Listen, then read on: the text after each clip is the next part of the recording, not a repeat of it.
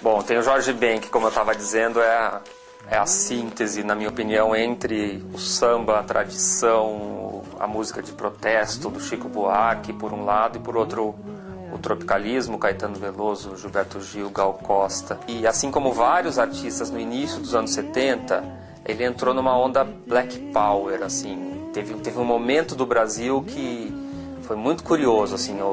A Elis fez música de negão, o Roberto e o Erasmo, e aí tinha os negões mesmo, Jorge Ben, Tim Maia, Tony Tornado, Wilson Simonal.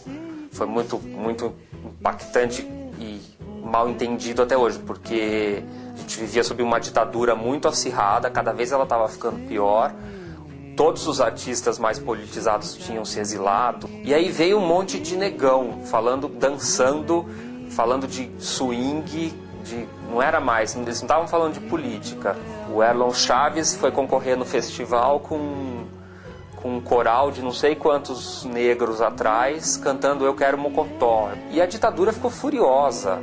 Sabe-se lá direito o que aconteceu, mas assim, foi igual o jogo de boliche, foi caindo um por um. O Simonal entrou em desgraça, o Tony Tornado parou de cantar, o Erlon Chaves morreu num acidente esquisito.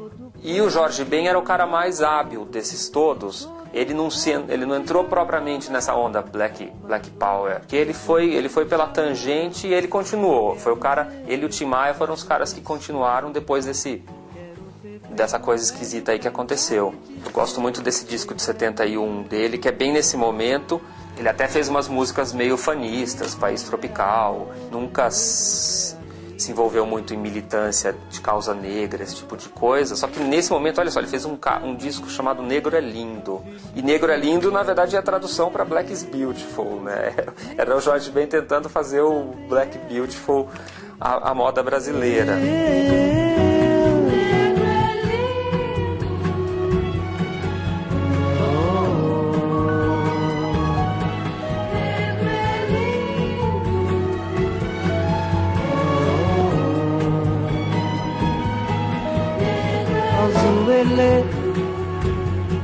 E aí eu tava falando dessa coisa do Black Power e tinha o Simonal, cara top, mais popular de todos, possível rivalidade só com Roberto Carlos, e era um cara de origem muito humilde, virou famosíssimo, poderosíssimo, todos dizem que ficou folgado, entre aspas, dentro dessa expressão tem um monte de preconceito escondido, porque...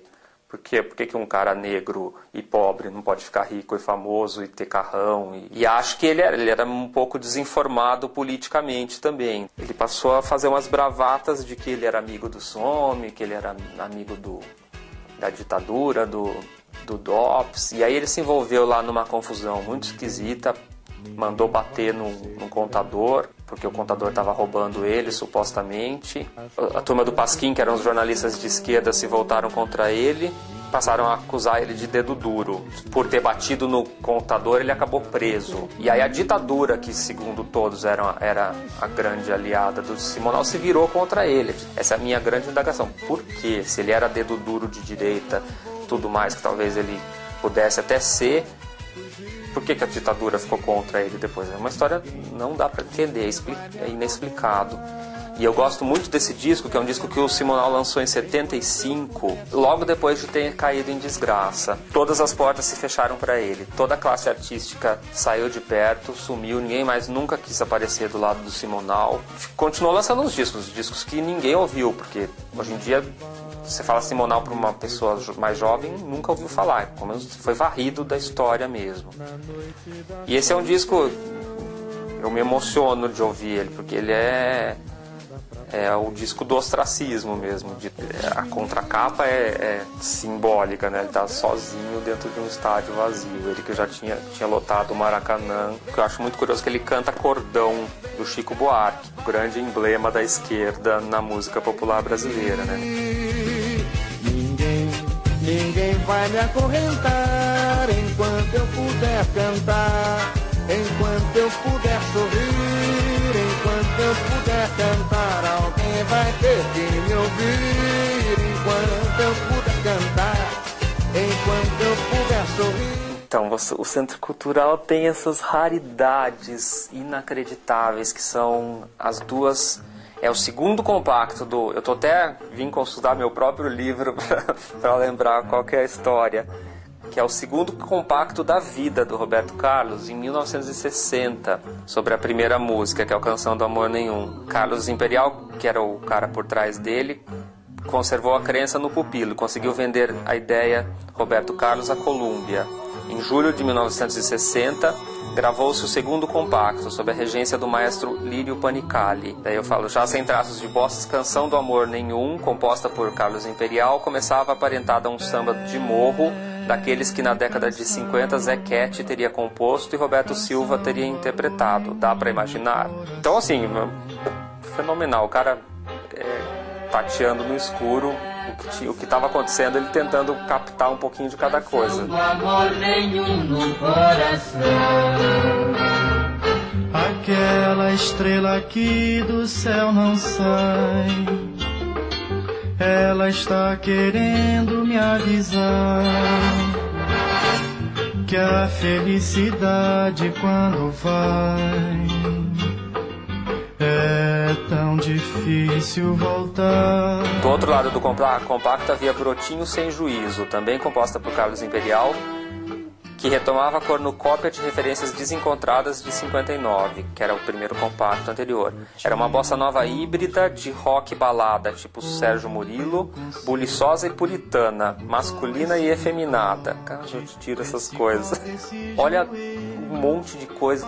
Ao mesmo tempo, é um pré-iê, já está ensaiando aquela coisa de virar bailinho de juventude, não sei o quê, mas tem uma estrutura de bossa nova. Esqueço até quem eu sou. Brotinho, não me aperte quando comigo dançar. Tira a mão do meu pescoço, não tente seu rosto colar. Para de beliscar a minha orelha, porque se o sangue subir, eu faço o que me dá na telha. Tem esse disco que eu sou apaixonado também. O Erasmo Carlos, eu costumo dizer que é intensivamente analisado no meu segundo livro, mas ele é o coautor de todas as músicas do Roberto Carlos. E é um cara meio obscuro, assim. Ele foi muito famoso em algumas fases, mas nesse meio tempo ele tem uns discos fabulosos, fenomenais. Tudo que o Roberto Carlos foi virando careta, o Erasmo, bicho grilo total. Olha que loucura, os dois faziam tanto a música da maconha quanto a música de Nossa Senhora é assinada pelos dois. Por um lado, Jesus Cristo, eu estou aqui, não sei o quê. Por outro, eu quero a Maria Joana. Maria Joana é marihuana. Até procurei esse disco, esse Centro Cultural não tem. Mas aí achei esse aqui, que é um disco de 1980. Ninguém dava muito nada pelo Erasmo Carlos nessa época. A classe artística brasileira gosta muito do Erasmo. Ele é um cara muito querido. Todo mundo gosta dele. E esse disco é uma prova disso, porque ele convidou, chama Erasmo Carlos Convida. Ele convidou todo mundo que ele quis e parece que todo mundo aceitou, que tem nada menos do que Roberto Carlos, Gal Costa, Tim Maia, Gilberto Gil, Rita Lee, Maria Bethânia, Caetano Veloso, Jorge Ben, Nara Leão, Vanderleia, comissão de frente da música popular brasileira, né? Vou me deitar no seu cansaço, sem me importar se nesse instante sou dominado ou se domino.